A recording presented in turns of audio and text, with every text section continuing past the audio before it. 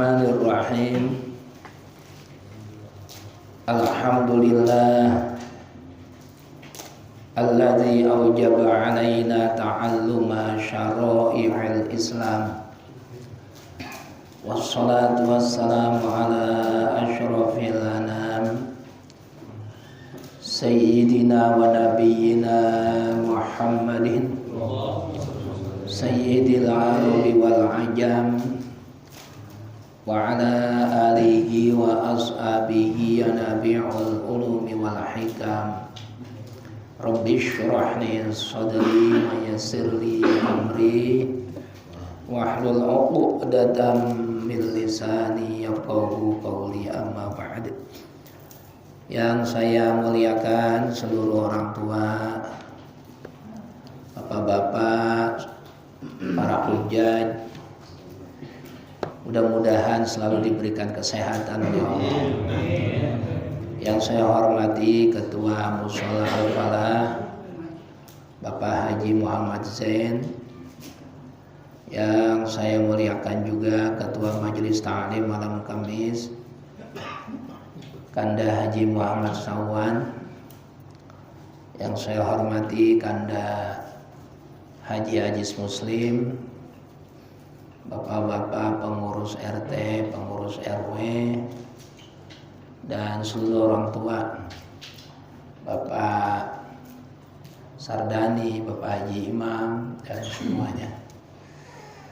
Wabil khusus yang kita muliakan orang tua kita, Al-Mukarram, Al-Muhtaram, Bapak Haji Muhammad Rais Nalam. Mudah-mudahan beliau sehat selalu. Amin.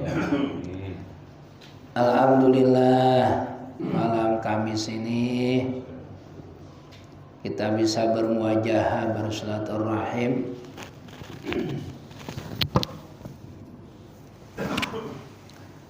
di Mushola Al-Falah. Sebagaimana biasa taklim rutin kita, mari kita mulai dengan membaca surat Al-Fatihah untuk orang tua kita semua yang sudah wafat. Wabil khusus untuk Kong Haji Tahir bin Haji Rimin, Wahajah Siti binti Mahmud, Abang Haji Muhammad Rasul bin Haji Muhammad Nur, dan semua jamaah Majelis Ta'lim Mushola Al-Falah yang sudah meninggal dunia, diampuni dosa-dosanya oleh Allah Subhanahu wa taala. Orang tua kita yang masih hidup mudah-mudahan diberikan kesehatan selalu, panjang umur, jauh dari penyakit, dan yang sedang sakit mudah-mudahan diberikan kesembuhan oleh Allah Subhanahu wa taala.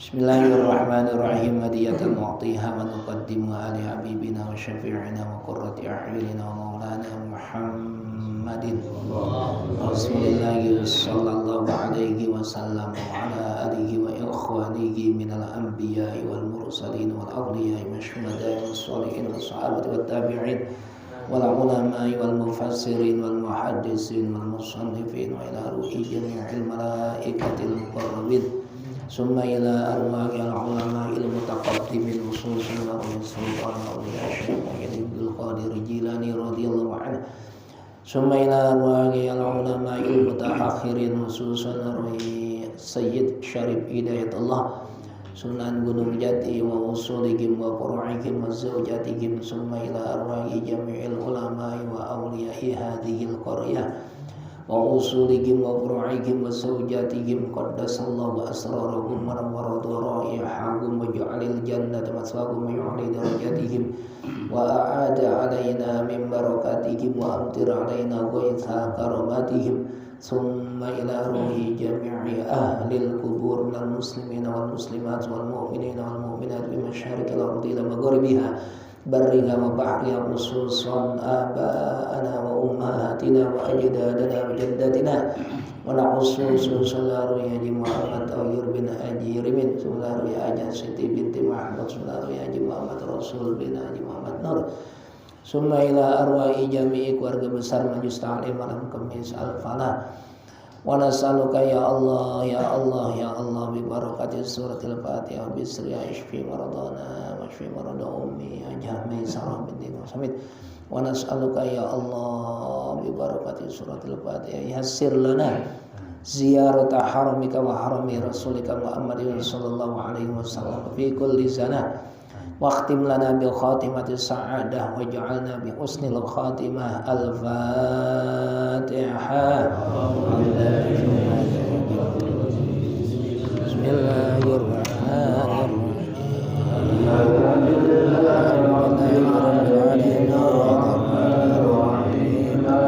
Maliki yaumiddin.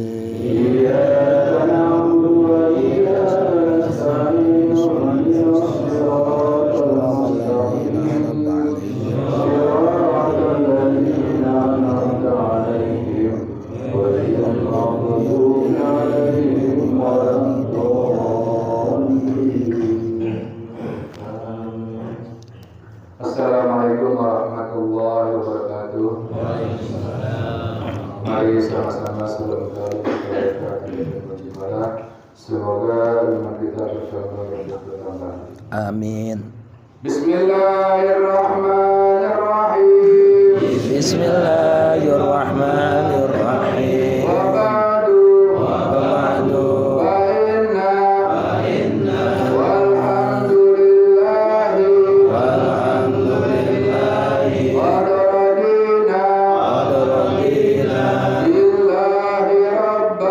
billahi rabba wa bil islami dina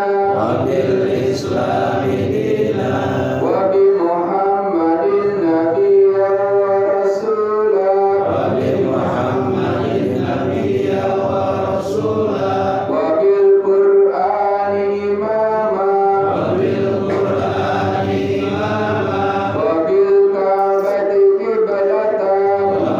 Ka'bati qiblatan wa bil mu'minina ihwana wa tabarra'na min kulli dinin yukhalifu dinal Islam wa amanna bi kulli kitabin anzalahu Allah wa bi kulli rasulin arsalahu Allah wa bi malaikatillah wa bil qadari khairihi wa syarrihi wa bil yaumil akhir wa bi kulli ma jaa bihi Muhammadur Rasulullah sallallahu alaihi wasallam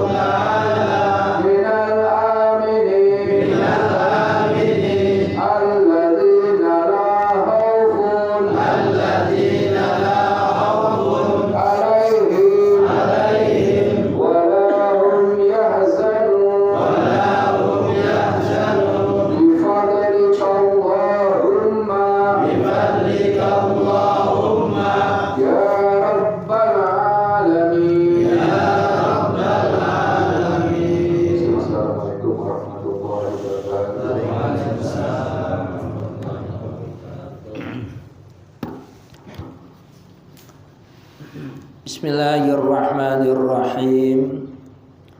Qala al-musannifu rahimahullahu ta'ala wa nafa'ana bihi wa bi'ulumihi fid dharaini amin ya rabbal alamin. Pada pekan yang lalu kita membahas tentang mahram, ya, yang disebut dalam Al-Quran. Artinya orang yang tidak boleh dinikahi, sehingga tidak membatalkan wudu. Yang sudah kita sebut kemarin ada 7, yaitu mahram dari jalur nasab, ibu, kemudian anak kandung, kemudian adik kandung, itu namanya haram dari segi nasab atau mahram dari segi nasab. Sekarang lanjutnya, wasnatani ay al mu'arramatu bin nasi isnatani birradha'i wa huma al ummu al murdi'atu wal ukhtu min ar-radha'i. Yang 2 orang wanita merupakan mahram buat kita. Di dalam Al-Quran itu disebutkan sebab rodho. Apa itu rodho? Rodho itu artinya susuan. Siapa 2 orang wanita yang haram untuk kita nikahi sebab susuan? Yang pertama al-ummu al-murdi'atu, ibu yang menyusui. Yang kedua wal ukhtu minar radha'i, perempuan yang disusui oleh ibunya. Jadi begini, saya buat contoh. Saya misalnya ini, saya bertetangga sama Bang Amin. Misalnya, saya punya anak laki-laki yang masih netek sama istri saya. Bang Amin punya anak perempuan yang masih nyusu sama ibunya.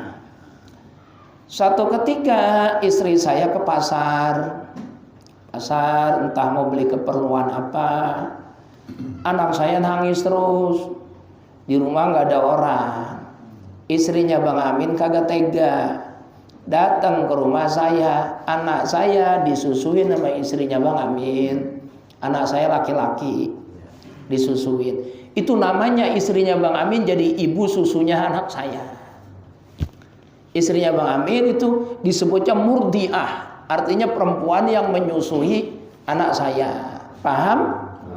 Kalau anak saya gede, udah dewasa, terus kemudian maaf ini misalnya Bang Amin udah meninggal dunia, anak saya tidak bisa menikah dengan istrinya Bang Amin karena ibu susu namanya. Begitupun dengan anak-anak perempuannya Bang Amin tidak boleh. Anak saya tadi kan lagi nyusuin juga anak bayi perempuan, itu jadi saudaranya, saudara satu susu, itu tidak boleh dinikah selama-lamanya. Begitupun anak-anak perempuan yang lainnya tidak boleh. Itu yang disebut dalam Al-Quran ada 2 sebab rodho, sebab susuan. Pertama ibu yang menyusui, yang kedua anaknya ibu yang menyusui. Paham ya? Padahal kan orang lain ini statusnya, tapi karena dia disusui maka menjadi anak susuan namanya. Dan itu dalam Al-Quran disebutkan minimal, maaf, yang disedot itu dari air susunya minimal 5 kali sedotan. Minimal. Kalau baru 1 kali terus dicopot tidak. Minimal 5 kali susuan, 5 kali sedotan. Jadi air susunya masuk ke dalam mulut anak itu 5 kali. Yang tahu siapa? Yang tahu ya ibu yang nyusuin itu. Kagak mungkin bayinya berapa kali lu netek tadi? Kagak bayi ditanya. Yang tahu adalah yang nyusuin. Ada bayi yang bisa ngomong? Ada. Nabi Isa masih bayi udah bisa ngomong. Nabi Yahya masih bayi udah bisa ngomong. Zureid ini seorang wali yang ketika bayi itu yang ngomong bukan Zureid, tapi ada bayi di zaman Zureid, seorang wali. Jadi Zureid itu seorang wali yang ibadahnya tekun banget. Kemudian penduduk setempat nggak suka dengan ibadahnya Zureid karena beda agama. Disogoklah dia pakai harta yang banyak. Yang penting berhenti ibadah, nggak kena. Terus kata pemuka agama mereka, Zuret itu dikasih emas 1 gunung juga tidak akan tergoda. Lah terus bagaimana caranya? Cari aja perempuan yang paling cakep, suruh godain Zuret. Ntar juga dia tergoda kalau mau perempuan. Cari deh tuh wanita tercantik, dibayar dengan harga tinggi untuk menggoda Zuret. Dari mulai berbusana rapi sampai telanjang bulan, itu perempuan Zuret tidak tergoda. Akhirnya perempuan ini na'udzubillah min dzalik, dia bersetubuh dengan penggembala kambing. Hatta hamalat, sampai hamil. Begitu hamil dia nyanyi, halo halo Bandung, ibu kota periangan, perut saya melembung kalau jalan gentayangan. Terus dia bilang gini, bapak-bapak tahu nggak siapa ini yang hamilin saya? Siapa? Lah Ustadz Zuret, yang ibadahnya tekun banget. Dia itu. Masyarakat tanpa klarifikasi lagi, tanpa tabayun lagi, tanpa minta penjelasan, tuh Zuret langsung diserang. Musolanya dirubuhin, tangan sama kakinya patah dipukulin. Nah saat itu Zuret berbicara, siapa di antara kalian yang melihat saya berbuat dengan wanita ini? Pada diem semuanya. Siapa saksinya? Dan apa buktinya? Sekarang begini dah, kita tunggu sampai bayi ini lahir, kata Zuret. Nanti kalau bayi ini lahir kita tanya bareng-bareng bapaknya siapa. Kalau bayi itu jawab, kita dengar bapaknya siapa. Tapi kalau bayi ini kagak jawab, berarti saya pelakunya. Bayi baru lahir kira-kira bisa jawab nggak? Kan nggak bisa ya. Makanya berani banget ini Zuret. Kalau dia jawab, dengerin siapa bapaknya. Tapi kalau dia tidak jawab, cuma nangis doang, sebagaimana lumrahnya bayi, sayalah pelakunya. Udah perempuan itu dikarantina, di penjara selama 8 tahun. 8 tahun. 8 tahun. Iya. Secara sah dan meyakinkan menghilangkan nyawa orang. Kok jadi ke situ-situ? 8 tahun. Ya. Ini kita ngomongin apa ya? Udah, Bapak yang nyebut namanya, saya mah kagak. Saya cuma nyebut 8 tahun doang. Nah, terus dikarantina selama 9 bulan. Begitu bayi lahir, ditekan perutnya sama Zuret. Tangannya udah keplek, kakinya udah cacat, habis dipukulin sama orang. Itu bayi baru lahir ditanya sama Zuret, ya gulam mana abuka? Bocah yang baru lahir, bapak lu siapa tong? Itu bocah yang baru lahir jawab, bapak saya penggembala kambing yang ada di belakang musola. Selamat nggak dia?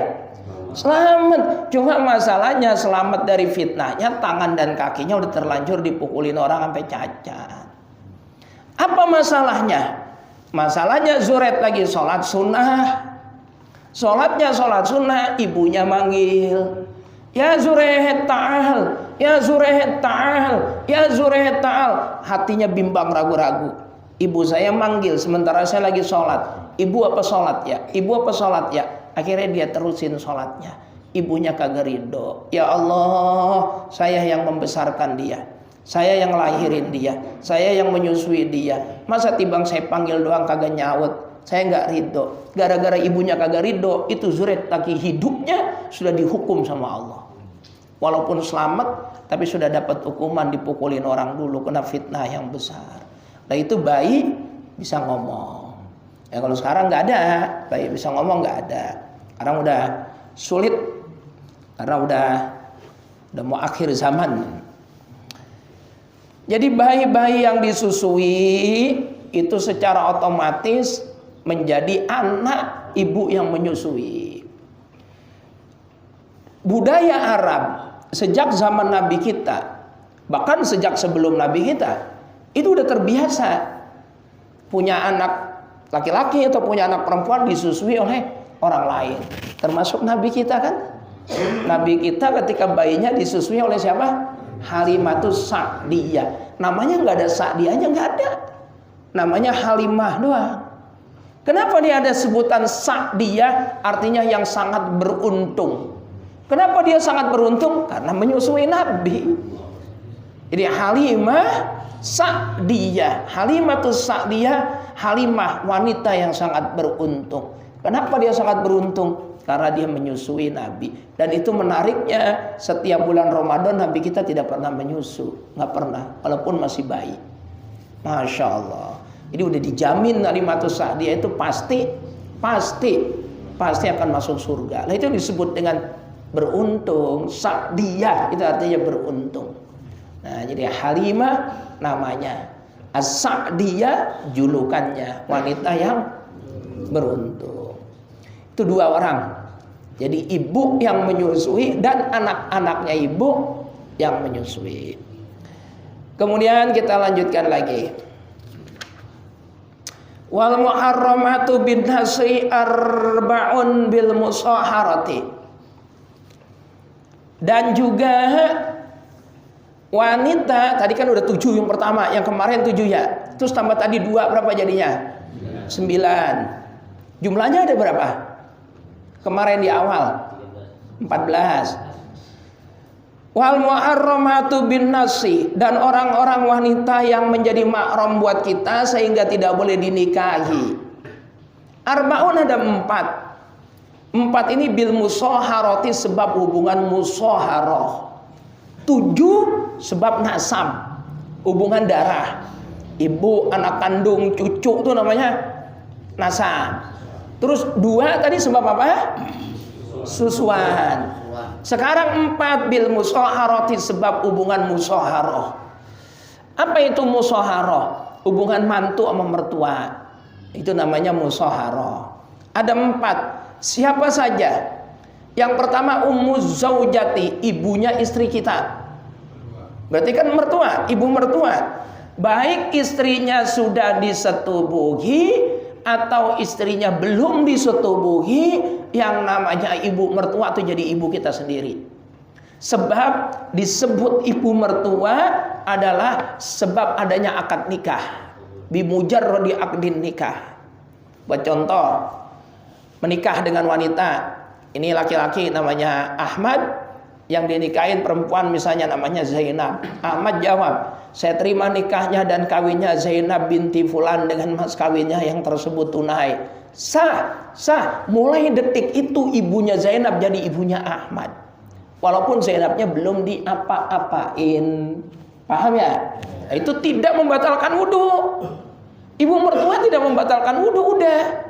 Sudah mulai detik itu udah tidak membatalkan wudhu. Cium tangan sama emak mertua, nggak apa-apa, udah tidak batal wudhunya. Andai kata istrinya meninggal dunia dan belum diapa-apain, belum disentuh pisan, tetap ini Ahmad tidak boleh menikah dengan mertuanya. Yang lagi viral kan ada tuh, ya udah jadi bahas itu. Udah tahu, udah nggak usah dibahas. Ini sama-sama tahu. Ya. Siapa namanya? Diterusin.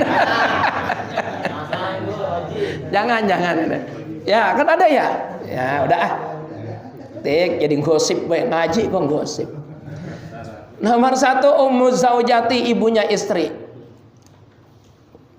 Kemudian nomor 2 warrabibatu ai bintu zaujati. Robibah, anak perempuannya istri. Anak perempuannya istri kita berarti anak apa? Anak tiri. Anak perempuannya istri. Kalau anak kita mah ya anak kita sebutannya. Kita kawin sama perempuan terus punya anak perempuan nih, sebutannya anak kita. Kalau sebutannya anak perempuannya istri, berarti anak apa? Anak bawaan. Anak bawaan dari istri. Nah, kawin sama janda. Janda punya anak perempuan, lah itu disebutnya anak perempuannya istri. Ai bintu zaujati idza dakhala bil ummi, apabila ibunya sudah didukhul. Nah, ini bedanya. Apabila ibunya sudah didukhul, disetubuhi. Sekarang saya balik. Ahmad menikah dengan Fatimah. Fatimah ini janda, punya anak gadis namanya Zainab. Oke? Begitu akad nikah, saya terima nikahnya dan kawinnya Fatimah binti Fulan dengan mas kawinnya yang serebut tunai. Anaknya Fatimah tuh si Zainab belum jadi anaknya Ahmad, belum. Jadi salaman masih batal. Kecuali kalau Fatimah sudah disetubuhi nama Ahmad, Fatimah sudah digauli oleh Ahmad, maka anaknya Fatimah secara otomatis jadi anaknya Ahmad. Ahmad tidak boleh menikah dengan Zainab untuk selamanya, walaupun ibunya Zainab sudah meninggal si Fatimah. Paham ya? Kalau belum disetubuhin masih boleh. Masih boleh. Saya buat contoh begini. Habis nikah, malam kagak terjadi persetubuhan. Istrinya haid. Pagi-pagi dibikinin kopi sama anaknya yang bikinin. Lotak-lotek. Lah terus dikasih, "Pak, silakan Pak." Nanya, "Neng ini siapa?" "Anak saya, Bang. Kan saya udah bilang sebelum nikah saya punya anak. Cuman dia kuliah. Nah, ini karena kita nikah dia datang, saya belum sempat kenalin nama Abang." "Oh, kok cakepan anakmu sama kamu?" "Nah, udah, kamu saya ceraiin lah." Nah, terus kawin sama anaknya. Nyerahin emaknya kawin sama anaknya. Boleh apa kagak? Boleh, karena emaknya belum digaulin. Paham? Tapi kalau emaknya udah digaulin, letak-letek, "Ini siapa, Neng?" "Anak saya, Bang." "Lah, cakepan anakmu sama kamu. Udah, kamu saya ceraiin, saya kawin sama anakmu." Nggak boleh. Karena statusnya udah jadi anak sendiri, ibunya sudah digauli. Oke, paham? Berbeda sama mertua. Kawin sama Zainab. Zainab punya emak namanya Fatimah. Jadi Fatimah kan emak mertua. Begitu pagi-pagi dibikinin sarapan sama emak mertua. "Neng, ini siapa?" "Emak saya, Bang." "Lo kecakapan emakmu. Udah, kamu saya cerain, kawin sama emakmu aja." Boleh apa kagak? Tidak boleh, walaupun belum diapa-apain itu dia. Karena yang namanya ibu mertua itu disebut jadi ibu kita sebab adanya akad nikah. Tapi kalau anak tiri jadi anak kita itu sebab ibunya disetubuhin. Jelas ya? Udah berapa itu? 2. Pertama, ibunya istri. Yang kedua, anaknya istri. Yang ketiga, wa zaujatul abi, istrinya bapak. Ya, kita bayangin yang emak, bukan. Istrinya bapak berarti emak tiri. Kalau misalnya emak mau disebut ya ibu kita, tapi disebutnya wa zaujatul abi, istrinya bapak. Istrinya bapak kita berarti emak tiri. Itu tidak boleh dinikahi oleh anaknya selamanya, tidak boleh. Bapaknya kawin, bapaknya udah tua, udah 65 tahun, kawin dapat gadis umurnya baru 19 tahun. Dan dia punya anak lanang umurnya 27, masih bujangan. Berarti kan tuaan siapa? Tuan anak tiri daripada mak tirinya. Bapaknya baru 3 hari mati. Nah, kata anaknya, "Udah Pak, bagus Bapak mati, bininya saya terusin." Boleh apa kagak? Tidak boleh. Udah, saya terusin Pak, bini Bapak. "Tenang aja Bapak, udah tenang." Bapak. Jadi Bapak ngewarisin bukan harta doang, ngewarisin bini sekalian. Kagak boleh emak tiri dinikahin sama anaknya. Tidak boleh, nggak boleh. Walaupun belum diapa-apain sama bapaknya. Walaupun belum diapa-apain. Statusnya kan tetap aja anak tetapnya. Tidak boleh, tidak boleh. Terus kemudian yang terakhir, yang keempat, wa zaujatul ibni, istrinya anak lanang kita, berarti istrinya anak lanang kita, berarti mantu wadon. Berarti mantu tidak boleh. Istri kita, anak kita kawin sama perempuan, ya emang yang ngelamarin lah, kita yang ngelamarin. Terus anak kita, auzubillah min zalik ya, meninggal. Kata bapak, "Udah no, biarin laki lu mati, itu gue yang nerusin." Kagak boleh, itu apa? Mantu. Mantu itu sama statusnya sama dengan anak. 4, berarti kurang berapa? Kurang 1. 7 tambah 2, 9 tambah 4, 13. Pinter matematikanya. Nah, berarti kurang berapa? Kurang 1 yang disebut dalam Al-Quran kan ada 14. Yang 13 ini itu mahram secara mutlak. Artinya mutlak selamanya. Selamanya nggak boleh nikah dengan 13 orang ini, selamanya tidak boleh. Sampai kiamat kagak boleh nikah dengan 13 orang ini. Nah, kalau yang 1 ini mahram tapi tidak selamanya. Mahram tidak selamanya. Siapa itu? Wawaidatun urmatuha la ala ta'bidi, keharamannya tidak selamanya. Min jihatil jam'i faqat wa hiya ukhtuz zaujati, yaitu saudara kandungnya istri kita, empoknya atau adenya. Kita kagak boleh kawin sama adeknya bini kita, artinya adek ipar. Kita kagak boleh kawin sama empoknya bini kita alias empok ipar, itu tidak selamanya. Selama kita masih menjadi suaminya istri kita, maka adeknya tidak boleh kita nikahin. Selama kita masih jadi suami sahnya istri kita, empoknya kagak boleh dinikahin. Tapi nggak selamanya. Begitu istri meninggal dunia, boleh kawin sama adeknya. Namanya apa? Turun ranjang. Atau kawin sama empoknya, namanya apa? Naik ranjang. Oh, saya kagak paham ini. Naik ranjang, turun ranjang, maksudnya apa itu? Ada istilah yang menarik gitu. Ya tapi kita yang ngikutin aja istilah orang tua zaman dulu begitu. Ya, naik ranjang, turun ranjang. Dan itu terjadi kepada putrinya Rasulullah. Dinikahi oleh Utsman. Utsman menikah dengan Ruqayyah, kemudian Ruqayyah meninggal, menikah lagi dengan Ummi Kulsum atau sebaliknya. Jadi terjadi di putrinya Rasulullah. Kalau yang satu Sayyidah Fatimah menikah dengan Sayyidina Ali karramallahu wajhah. Selama Ali punya istri Fatimah, Ali nggak berani kawin lagi, nggak berani.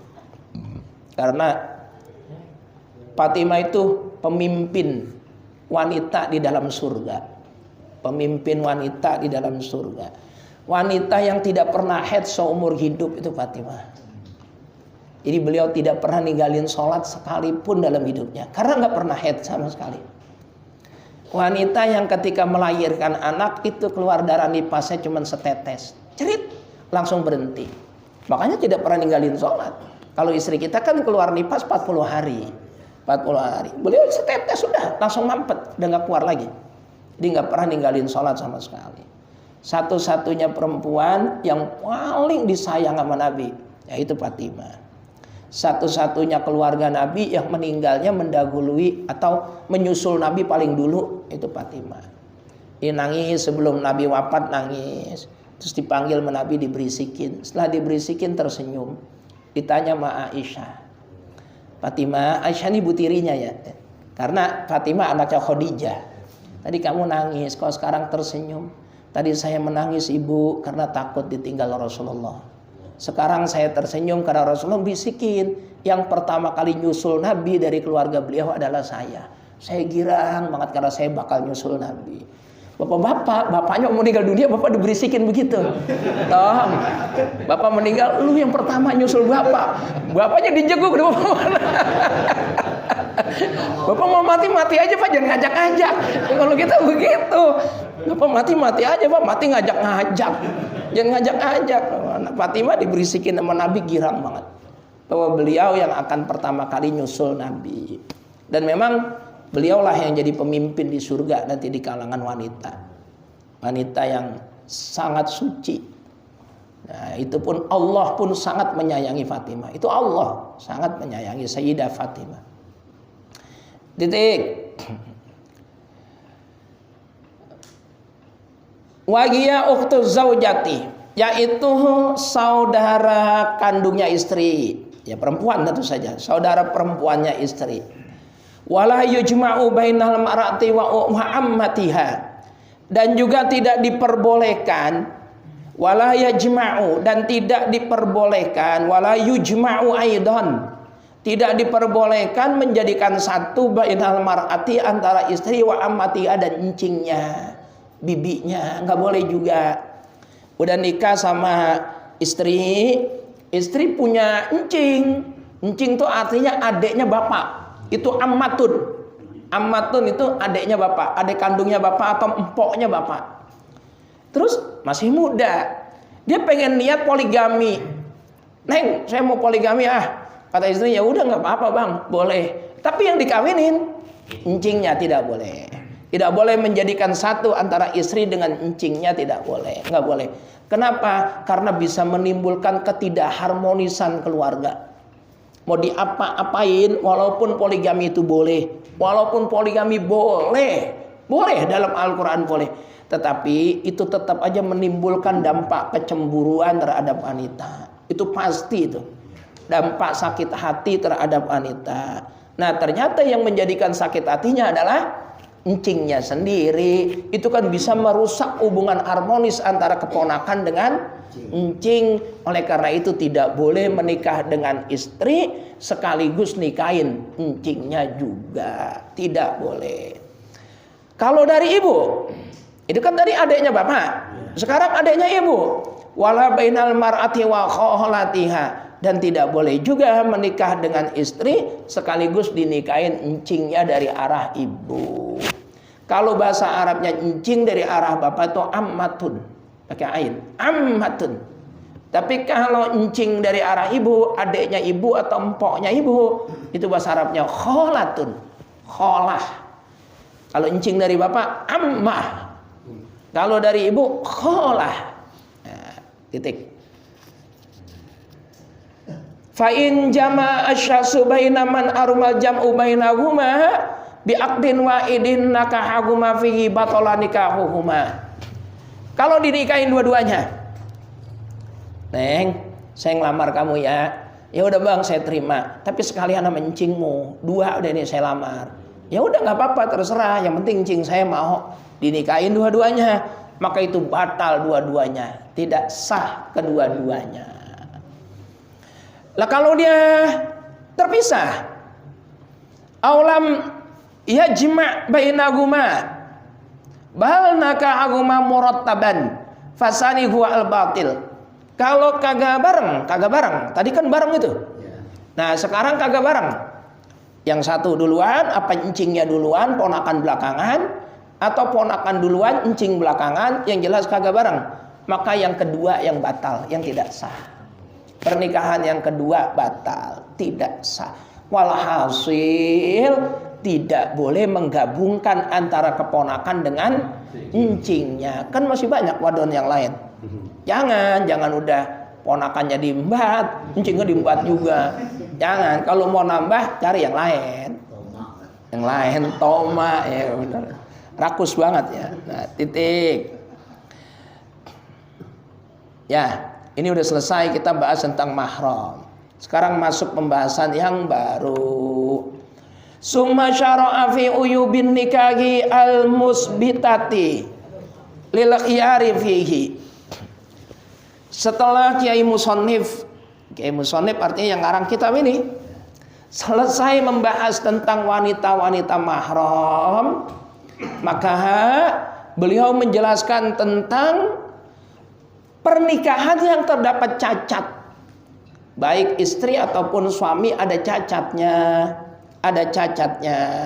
Yang cacatnya itu sudah menetap pada diri istri atau diri suami. Maka bagi istri atau suami itu boleh memilih. Memilih antara meneruskan pernikahan atau membatalkan pernikahan. Itu namanya apa? Namanya apa? Faskhun nikah. Jadi nikah itu ada 3 yang bisa menyebabkan batalnya pernikahan. Ingat-ingat, nomor 1 faskhun nikah. Ini berlaku bagi laki-laki dan perempuan. Istri punya hak, suami punya hak. Yang kedua, tolak, cerai. Ini hak suami, istri tidak bisa menceraikan suami. Yang ketiga, khulu. Khulu itu gugatan cerai tapi istri membayar denda. Maka itu haknya istri, suami tidak punya hak itu. Islam itu adil. Sekarang yang dibahas pertama adalah faskhun nikah. Rusaknya pernikahan atau batalnya pernikahan itu sebab adanya cacat baik di suami ataupun istri. Wa turaddu al-mar'atu ay az-zaujatu bi khamsi uyubin. Istri kita boleh kita kembalikan kepada orang tuanya, dikembalikan, dibatalkan pernikahannya kalau istri memiliki 5 cacat. Apa itu cacat? Yang pertama, bil jununi, karena gila. Belum makan nikah waras. makan somai bareng, makan batagor bareng, nongkrong di gor bareng, waras. Habis akad nikah, bantal disobekin, tawa jejeritan sendiri. Begitu lakinya masuk, ya bini gue gila, pulangin, Pak, maaf ya, saya nggak bisa melanjutkan pernikahan. Emang apa tong? Udah lihat aja sendiri itu, anak bapak gila, bil junun. Satu. Yang kedua, wasani abi wujudil juzami, istri menderita penyakit juzam. Apa itu juzam? Bizal mu'jamah, dengan kalimat zal yang ada titiknya, bukan dal tapi zal. Juzam. Wa huwa illatun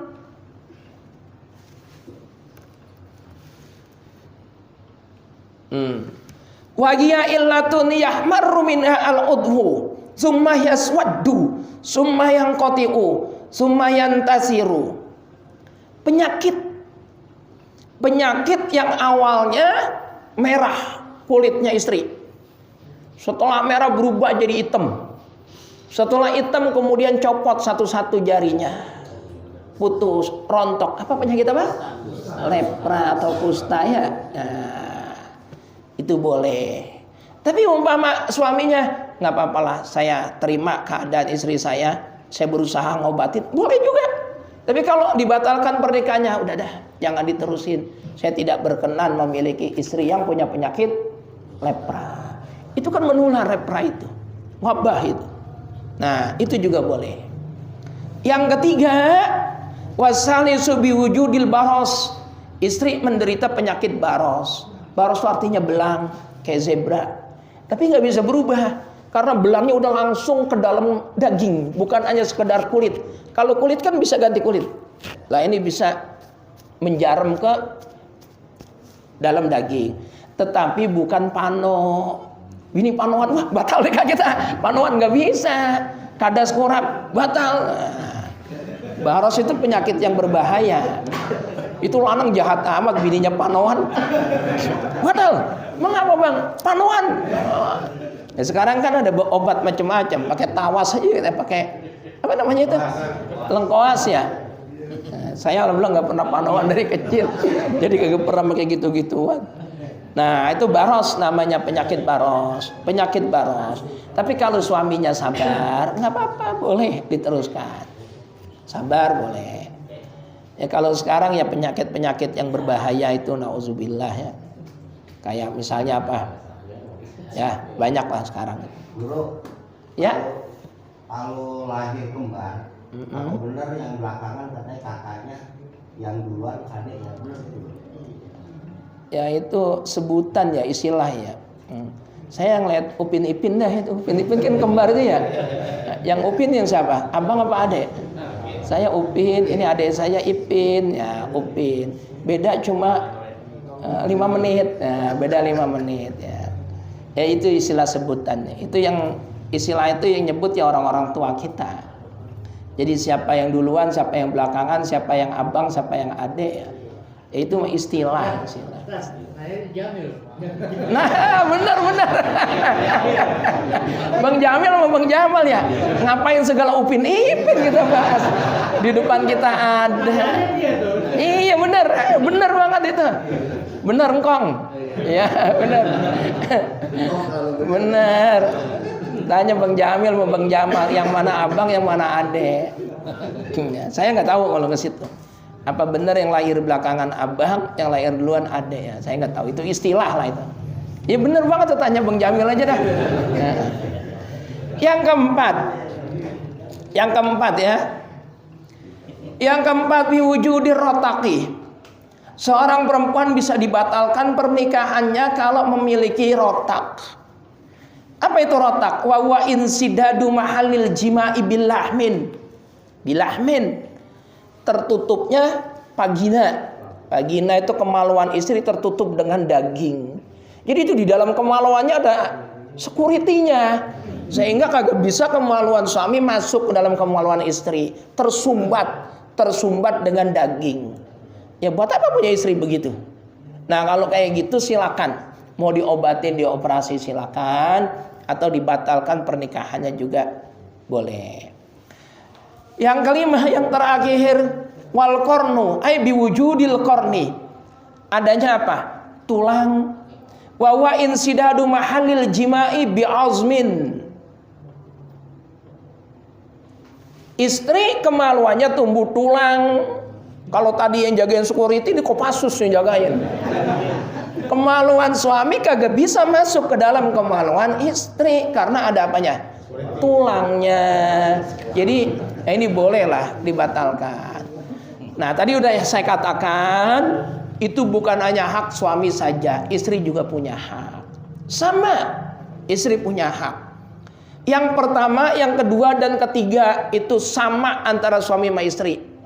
Gila, penyakit lepra atau kusta, dan juga penyakit baros, sama.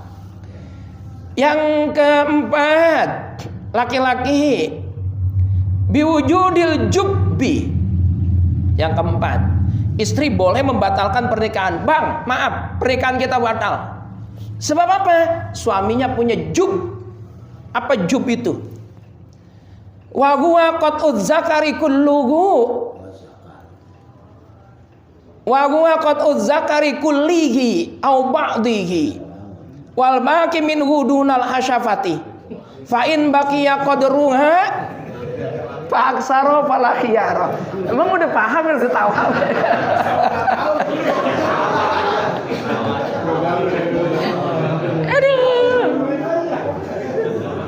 Punya suami kemaluannya buntung, jadi kagak ada kemaluannya. Baik buntungnya itu semuanya buntung kagak tersisa, atau buntungnya separoh doang, tapi yang tersisa separoh itu panjangnya tidak melebihi hasyafah. Panjangnya tidak melebihi hasyafah. Hasyafah itu yang disunatin ini loh. Nah, helmnya. Kalau panjangnya ada sahasyafah, istri nggak bisa khiyar. Istri nggak bisa milih untuk membatalkan pernikahan. Karena biar bagaimanapun lakinya masih punya, walaupun mini. Lah ya, tinggalan semana? Tinggalan sehasyafah. Lah ini ada sisanya dikit banget. Dikit banget. Ya cuman assalamualaikum doang.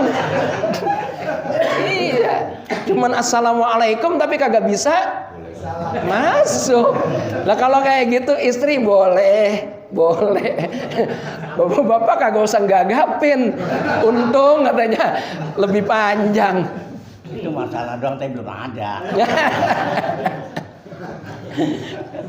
Kawin, begitu kawin kok kagak tidur ini laki sama bini. Bang, emang apa sih digapin sama bininya? Kagak ada. Ya udah kalau begitu mah. 4. Jadi suami barangnya buntung, istri boleh membatalkan pernikahan. Yang kelima, adanya di laki juga. Wa bi wujudil unnati wa hiya bidomil ain. Unnah ajaza az-zawju 'anil wad'i atau ajazuz zawji 'anil wad'i fil qubuli li suqutil quwwati an-nasyirati bi dha'fi fi qalbihi. Allahu akbar. Jadi yang kelima ini laki punya kemaluan, cuman tidur wae. Tidur wae. Kagak bisa bangun pisan. Nah, ini yang disebut dengan apa? Ajazuz zauji, apes atau lemahnya suami anil wat'i, untuk berbuat wati atau bersetubuh dengan istri. Fil qubuli, di kemaluan istri, li sukutil kuwati, karena tidak adanya kekuatan sama sekali. Jadi nggak bisa. Udah diapain kagak bisa juga. Udah pakai obat macem-macem, udah dipale-pale, udah diikat pakai paku, kagak bisa juga. Udah diapain tetep apa? Nggak bisa ereksi, nggak bisa intisyar, tidak bisa berdiri. Udah begini, tapi begini, kata istrinya, bakal apaan, bang? Bakal apaan? Punya pistol kagak ada pelurunya. Nah itu, jadi itu istri punya hak, suami juga punya hak. Nah, tapi kalau dia bersabar itu juga boleh. Gak apa-apalah, sabar aja bang, kita obatin sampai sembuh. dibawa ke Maerot misalnya. Ya sampai sembuh boleh. Titik, selesai. Paslun fi ahkamis sidaqi. Sodaki juga boleh. Boleh sodak, boleh sidak. Artinya mahar atau mas kawin. Wallahu a'lam bishawab. Dan nyampe sini dulu. Mudah-mudahan barokah dan manfaat. Udah isa kan? Ya, mudah-mudahan barokah dan manfaat. Titik. Ada yang mau nanya? Udah. Ya. Baik, Bapak, saudara-saudara sekalian, para orang tua. Ntar ya. Ntar habis sholat isya. Kita baca Fatihah, mudah-mudahan yang hadir semuanya diberikan kesehatan. Juga mohon doa untuk pondok kita semua, pondok Tahfiz Quran Ruhul Bayan. Mudah-mudahan selalu diberikan kelancaran. Dan juga ya mudah-mudahan target kita tahun ini minimal 20 santri, minimal. Maksimal cuma 25 ya, jadi mudah-mudahan bisa tercapai. Mudah-mudahan saya minta dibantu ya, diajak orang yang pengen mondok. Jangan mikirin biaya. Kalau memang tidak punya biaya, dikomunikasikan, nanti akan kita bantu semampunya. Jadi bapak semampunya berapa, jadi yang penting anak kita mau mondok, anak kita bisa hafal Quran, anak kita bisa berakhlakul karimah, itu yang paling penting. Jadi jangan kaku-kaku kalau masalah dana. Titik. Al-Fatihah.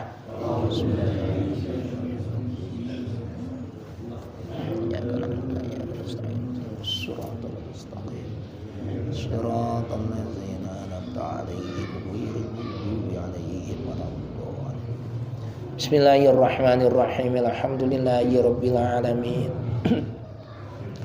Allahumma sholli wa sallim wa barik ala sayyidina Muhammad wa ala alihi wa ashabihi. Allahumma ighfir lana wa li walidina wa li masyayikhina wa li jami'il muslimina wal muslimat wal mu'minina wal mu'minat.